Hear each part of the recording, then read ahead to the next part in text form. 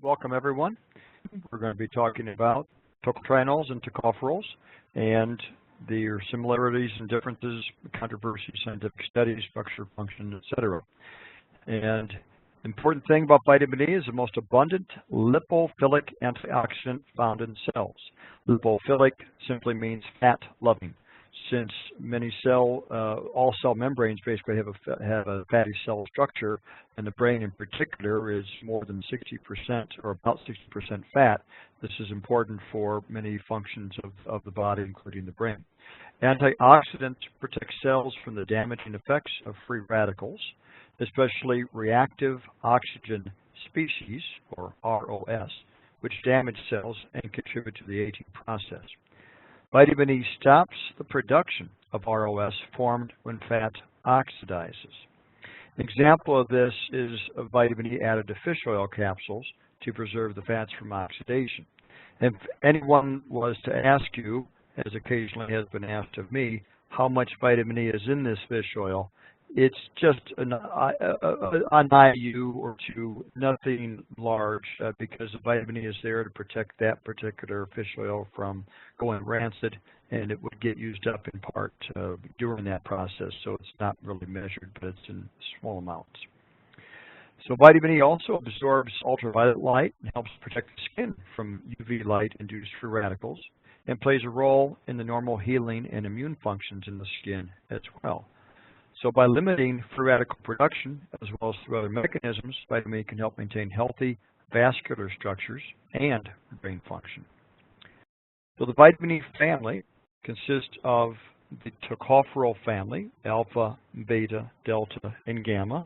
Best food sources would be vegetable oils, raw nuts, seeds, soybeans, and whole grains.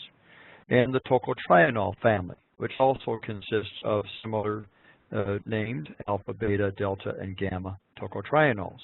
However, those best sources are palm and rice bran oils, or annatto, which are uncommon in the U.S. diet. Now, according to the FDA, for the last 50 years or better, only alpha tocopherol is considered to be vitamin E. So the other family members are not part of this international unit designation, which will be changing in a moment, which we'll be talking about. So here is a representation of how similar the tocopherol and the tocotrienol molecules appear.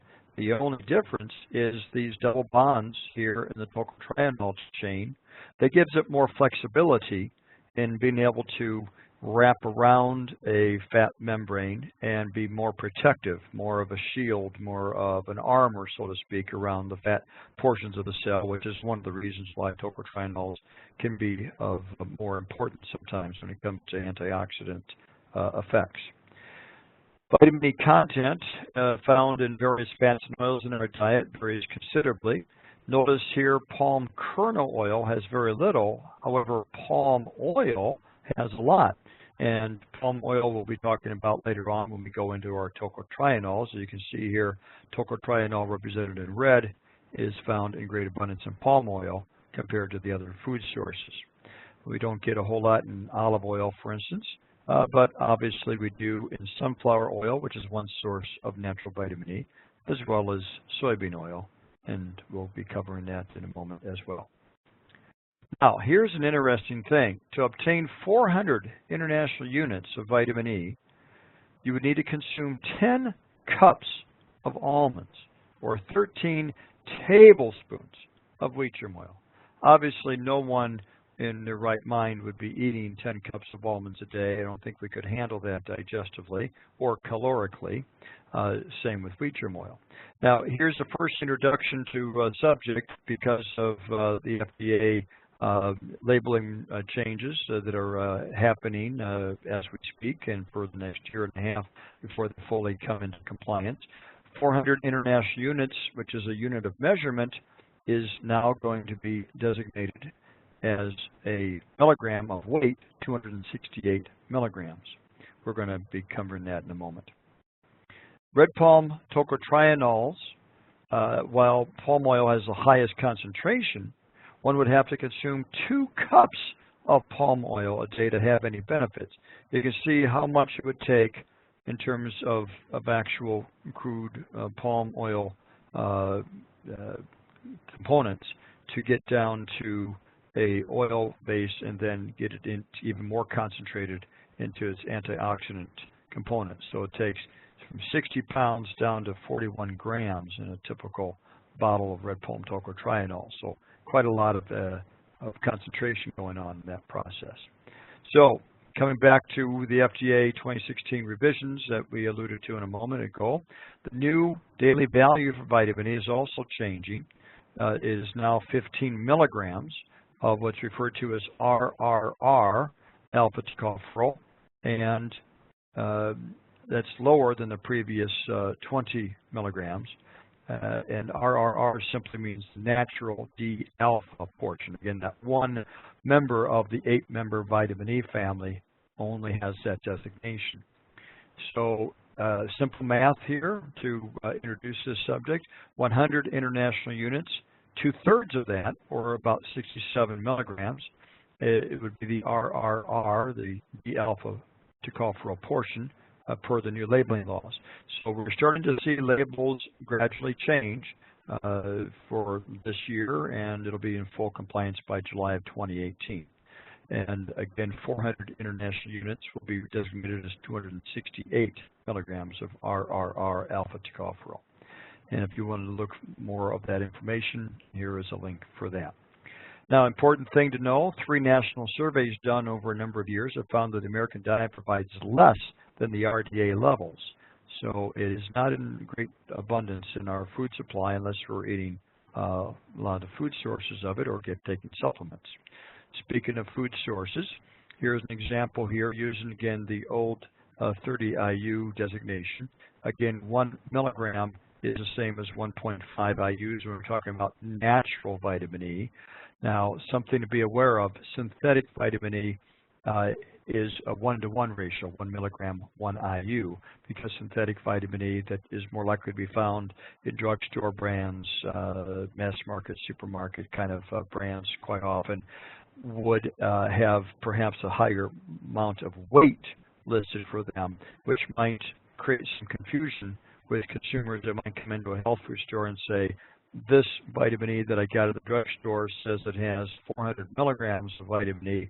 Yours only has 268 milligrams. What's going on? Well, the difference is that synthetic vitamin E is not as potent. The body doesn't recognize it as well. We'll cover that in a moment. So getting back to the food sources, wheat germ oil is a great source of that, as is raw sunflower seeds. You can see the difference here. Raw sunflower seeds can get as much as 10 milligrams per serving compared to roasted, which would be 7. A little bit less of a difference here on raw versus dry roasted almonds. And come down here to soybean oil. Interestingly, soybean oil only has about 1 milligram per serving, which is not the whole heck of a lot. And again, to reintroduce or to introduce again the concept, the daily value now is 15 milligrams, which would correlate to 22 international units instead of the original ones that we've been using for years, 30 units. So not only is the designation changing, but the quantity, according to the FDA, that would equal the daily value has gone down. Now, how safe is vitamin E? Well, it turns out it's quite safe. The daily tolerable upper limit, even for toddlers, is 200 milligrams or 300 IUs, all the way up to healthy adults, 1,000 milligrams or 1,500 international units. The tolerable upper limit is based on the potential for large amounts of vitamin E to have a blood thinning effect. Again, would be more likely more pronounced if a person was doing additional things, such as maybe taking aspirin, maybe taking large quantities of fish oil, or especially if one is on an anti-clotting medication like Coumadin, warfarin, or some of the newer medications on the market. There certainly could be a potential for 1 + 1 = 3, an additive effect, and possibly more bleeding. So something to be aware of. And point out to anybody if you're going to be suggesting vitamin E in the store, might be helpful to cover that with the individual with the question. Now, here's a question. How did vitamin E become so popular? If you've been around the nutrition field as long as I have, which is about 40 years, in my interest before I even was into college, vitamin E became popular actually before I was born. Back in the 1940s and 50s, there was a brother team, Dr. Wilfred and Evan Shute, up in London, Ontario, who used vitamin E with many thousands of patients using, at the time, D-alpha tocopherol. And based on this clinical experience, they published a medical textbook called Alpha Tocopherol and Cardiovascular Disease, followed up with The Heart and Vitamin E in 1956 for lay audiences, and also 1985 book, The Vitamin E Story, that covered that again for lay audience. Now, back in the 1950s and 60s, the American Medical Association refused to allow the presentation of their findings at medical conventions. They thought it was a whole bunch of unproven hogwash, apparently.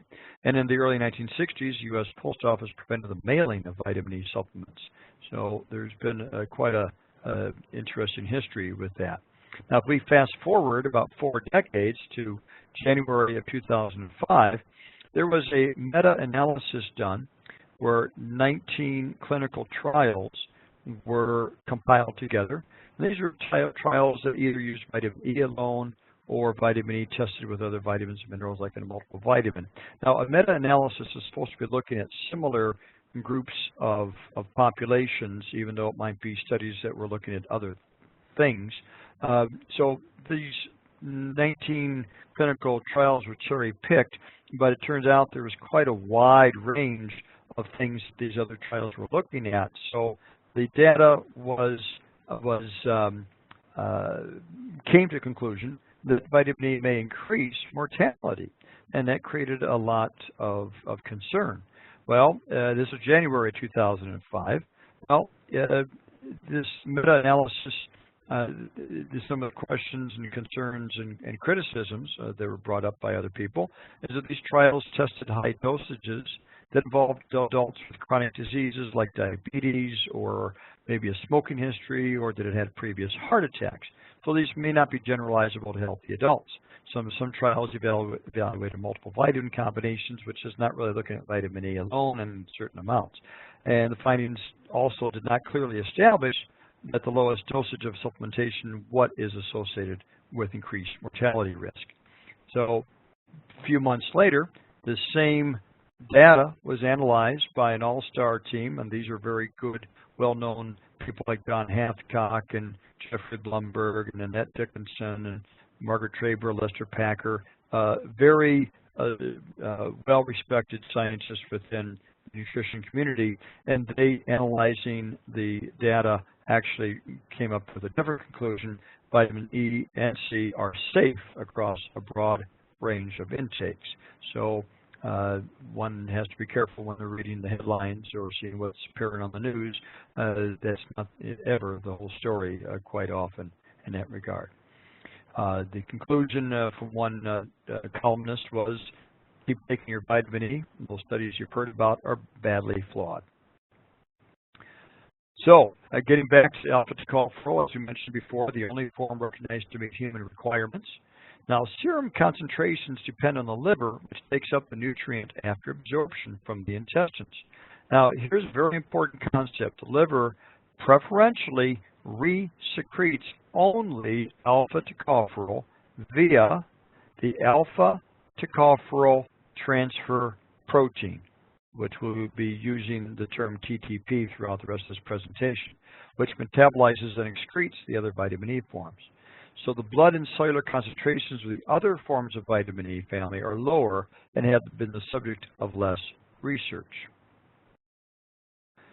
Because tocopherol transfer protein recycles alpha tocopherol back into circulation so efficiently, a deficiency state is not easy to induce experimentally. Yet, the various forms of vitamin E have small structural differences, but all act as free radical scavengers.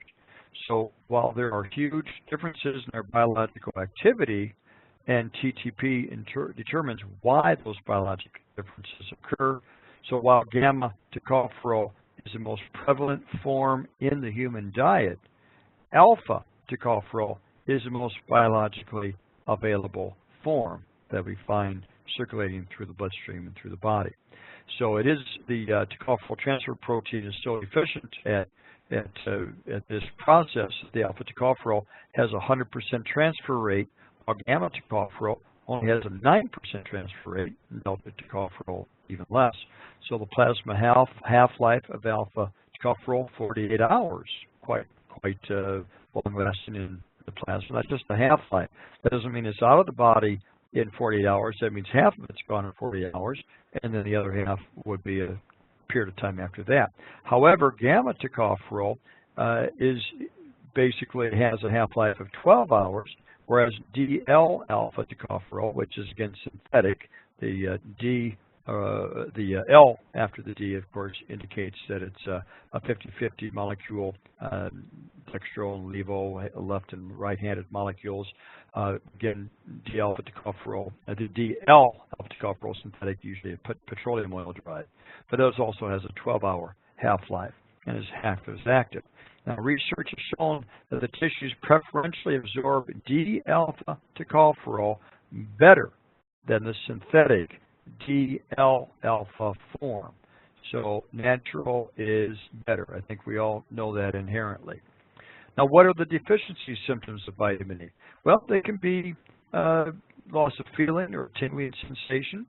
Could be related to peripheral neuropathy, ataxia, which would be a gait problem where a person may be losing their balance, skeletal myopathy, myopathy meaning weakness in the muscles, retinopathy that would affect the retina of the eye, and maybe an impaired immune response. Now, for all of these symptoms that I just mentioned, there could be other reasons for that, so it doesn't necessarily mean that a person who has these other symptoms is related to vitamin E deficiency or may not occur. Now, people with fat malabsorption disorders like Crohn's or cystic fibrosis or impaired bile secretion may become deficient. And the symptoms that a person might have could be chronic diarrhea or greasy stools. And even though it's not my presentation, celiac disease would also be potentially an issue in that regard because it does impair digestion of fat and fat-soluble vitamins. How safe is vitamin E in pregnancy, lactation, and PMS? Well, quite safe. 400 units at weeks 18 to 22 of pregnancy, or 600 to 900 international units during the last 2 months of pregnancy. No adverse effects were reported. A combination of E and C in modest amounts, or I guess what we saw, say, health food amounts at 400 IUs and 1,000 milligrams of vitamin C, helps to maintain normal blood pressure in high-risk women when started in week 16 to 22 of pregnancy. And blood pressure in pregnant women is quite a common concern and can be certainly affect the health of mom and the fetus. So here's a simple solution potentially could be of help in that regard. Lactation, likely safe in RDA amounts. So vitamin E orally also seems to reduce typical symptoms of PMS as well. So vitamin E supports cardiovascular health. How does it do that? Well, alpha tocopherol plays a critical role in cell proliferation and platelet function and monocyte activity. And monocyte is simply one of the white blood cells. Now, some of us are maybe familiar with the term of foam cells, F-O-A-M. Foam cells are oftentimes created in the bloodstream in response to inflammatory conditions that can create part of that atherosclerotic plaque. So because vitamin E is necessary for normal platelet adhesion and aggregation, there's always multiple mechanisms at work here, but platelets that stick together become sticky due to oxidation in particular. That becomes much more of an issue, and vitamin E can help reduce that platelet adhesion issue and the aggregation or the clumping of the platelets. So getting back to the tocopherol family as a whole, every antioxidant is effective only against particular kinds of free radicals. So gamma, beta, delta tocopherol, each has a different antioxidant function that complements and enhances the activity of alpha tocopherol. So the bottom line here, take-home message, mixed tocopherols are more effective than alpha tocopherol alone in quenching free radicals. So we'll be talking about that a little bit later on as well.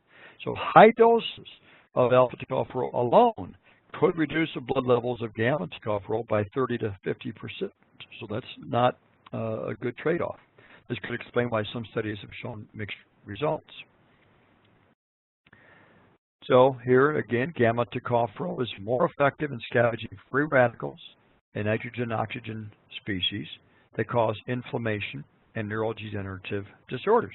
Alpha tocopherol supplements significantly reduce serum gamma tocopherol, as I've just mentioned a moment ago, and this may have important biological effects.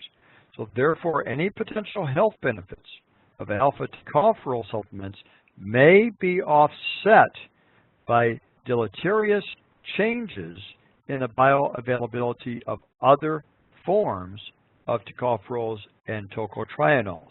So the balance is an important factor, not just one single large amount of D-alpha. So this might account for the null effects, null meaning no effect one way or the other, of alpha tocopherol supplements in studies on vitamin E's effect on cognitive function. Now let's talk about vitamin E and prostate cancer risk. Research that has been done has been confusing and contradictory. Why? Well, some studies suggested that vitamin E consumption from diet or supplements is associated with a reduced risk of prostate cancer. However, other large-scale population studies suggest that increasing dietary or supplemental vitamin E is not associated with prostate cancer risk one way or the other. Now, in light, here's the important thing, the way we have to interpret some of these studies. In light of the different properties of tocopherols and tocotrienols, it becomes critical to specify which vitamin E forms are being studied in any future vitamin E publications. And future research will need to clarify differences. Was synthetic vitamin E used versus natural vitamin E? Was D-alpha alone used, or was there gamma in that study used? Were tocotrienols used? If so, which ones? And were all 8 vitamin E family member molecules involved in the study? That's almost never the case. So we have to be careful with some of the interpretation that some of the scientists looking at it, in my opinion, rather simplistically, have looked at. It's not just one molecule. We have to look at other family members. Now let's turn our attention to tocotrienols. So tocotrienols have been shown to possess superior free radical neutralizing and immunomodulating properties over alpha tocopherol. Tocotrienols clear rapidly from the plasma within less than 24 hours due to poor affinity of the tocopherol transfer protein for tocotrienols. So as much as the tocotrienol transfer protein, or the tocopherol transfer protein is important for D-alpha tocopherol uptake and reuse throughout the body, it does not carry over to tocotrienols. Yet we're going to cover more about the importance of tocotrienols in a moment. The plasma concentrations of tocotrienols can be increased by at least 2-fold when consumed with meals, and this would be meals that would contain fat in particular that would help that. Now here's the important thing. Tocotrienols are 50 times more potent than tocopherols. And the brain is about 65% fat and prone to oxidative stress. So alpha tocopherol is a powerful protector of brain tissue, even at nanomolar concentrations. This is less than a part per billion. So it doesn't take a whole lot to have a very powerful antioxidant effect on the body. So such a tiny concentration represents the most important biological function of all the natural forms of the vitamin E family. Alpha tocotrienol has unique biological activity independent of its free radical scavenging capacity. So alpha tocotrienol may help to promote normal arterial function, healthy cholesterol metabolism, that the tocopherol family doesn't really have much of effect, at least not D-alpha tocopherol does not. Gamma tocopherol does, by the way, has some effect on cholesterol metabolism, and brain and liver health. Alpha tocotrienol research demonstrates neuroprotective properties in brain tissue, which we talked about a moment ago. So I'll finish up with the select vitamin E products of interest. One excellent product we have is Advanced Gamma E. This includes all 8 of the vitamin E family compounds. Per 2 soft gel servings, the vitamin E would have the 400 IUs. Eventually that label will be listed as 268 milligrams, but currently it is still at the old nomenclature of 400 IUs, with 400 milligrams of the natural mixed tocopherols, including a good healthy amount of gamma tocopherol, 300 milligrams. So it's a nice, good balance of those, along with the 10 milligrams of the tocotrienol complex. Now, due to the fact that there is a limited amount of time, the half-life I mentioned before on gamma tocopherol and tocotrienols is about 12 hours. Ideally, one would take this 2 soft gel serving, one with breakfast and one with dinner, in order to have more of a 24-hour production through the body. Red Palm Tocotrienols, another excellent product that we have, is with the ethanol enhanced absorption, and it is non-GMO and soy-free from red palm oil. Now, interestingly, the vitamin E is only 20 IUs from the D-alpha tocopherol because tocotrienols are not a great source of D-alpha tocopherol. It does have 50 milligrams of the full spectrum tocotrienols, however. So I want you to be prepared for a possible argument if you had a customer looking at this label and trying to compare it to a 400 IU vitamin E. Some customer might say, wow, this doesn't have much vitamin E in it. It's pretty lousy. I don't want to spend all this extra money for this lousy vitamin E. No, missing the point. Because again, we have to keep in mind that tocotrienols may have up to 50 times greater antioxidant properties than the tocopherol, and D-alpha tocopherol. We have to look at that part of the puzzle as well. So it turns out that this does have quite a strong protection and support of cardiovascular and brain health. And if for those of you that are interested, approximately 45% of this would be gamma, 30% alpha, etc. And for the same reason I mentioned a moment ago with the advanced gamma E complex, ideally one would take perhaps 2 a day of these, maybe even 3. That's what I take. But ideally, 1 with breakfast and 1 with dinner. I personally take 2 with breakfast and 1 with dinner most days. Now, important thing again to look at is the self-emulsifying delivery system that was created to help the absorption of red palm tocotrienols. An important way to look at that is compared to non-emulsified. You can see quite a dramatic difference in that regard. An important thing here is at the 12-hour mark, here, and here, there's a rather dramatic decline in the plasma levels of the tocotrienols, which again is the argument for twice-a-day amounts. A wonderful recommended reference that I can not emphasize enough. I'd love for everybody to consider going to Dr. Passwater's website and reading. Richard Passwater is a research biochemist, has been around since the 60s, studying antioxidants and nutrition.